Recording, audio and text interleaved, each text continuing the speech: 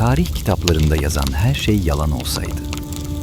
Şanlıurfa'da toprağın altından çıkan bir sır, insanlığın başlangıç hikayesini tamamen paramparça etti. İnsanlığın hikayesi aslında nerede başlar? Toprağı ekip biçtiğimizde mi, yoksa gökyüzüne bakıp inandığımızda mı? Şanlıurfa il merkezinin 46 kilometre doğusunda, tek tek dağlarının rüzgarlı platolarında ezberleri bozan bir sır yatıyor. Karahantepe. Burası bir antik kent değil. Burası tarımın ve yerleşik hayatın henüz icat edilmediği, çanak çömleksiz Neolitik çağın kalbi. Tarih kitapları bize insanın önce tarımı bulduğunu, sonra yerleşik hayata geçtiğini ve en sonunda inanç için tapınaklar inşa ettiğini söyler. Fakat Karahantepe, çağdaşı Göbekli ile birlikte bu hikayeyi tamamen ters yüz ediyor. Onlar ekin ekmeden çok önce sırf inanmak, hatırlamak ve ritüellerini yaşatmak için bir araya geldiler. İnanç yeni bir yaşamı doğurdu. Göbekli Tepe'de vahşi doğanın hayvanlarını tapan insan, Karahantepe'de ilk kez merkezde kendini buldu. Taşa kazınan 3 boyutlu devasa insan heykelleri. Doğrudan ana kayaya oyulmuş, gizemli, yılan vücutlu bir insan başı ve onun karşısında yükselen 11 sütunluk kutsal geçit.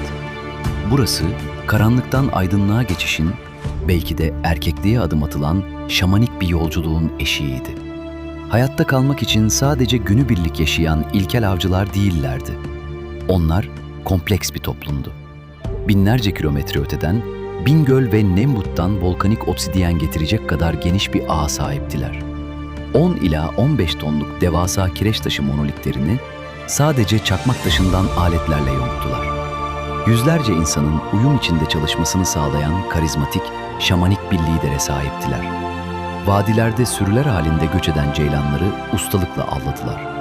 Henüz evcilleşmemiş yabani buğdayı devasa taşlarda öğüterek şölenler düzenlediler. Toprağın içine yarı gömülü, dairesel evlerinde kışın soğuğundan korundular. Fakat her destanın bir sonu vardır. Milattan önce 8200 yıllarında Karahantepe halkı inanılmaz bir şey yaptı. Şehirlerini savaşla, yangınla ya da afetle kaybetmediler.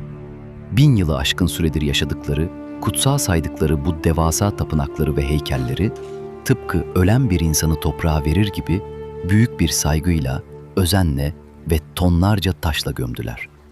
Ruhunu huzura kavuşturdular. Binlerce yıl boyunca bu sırrı sessizce saklaması için. Şimdi 10.000 yıl sonra toprak uyanıyor. Sizce o karanlık odalarda hangi fısıltılar yankılanıyordu?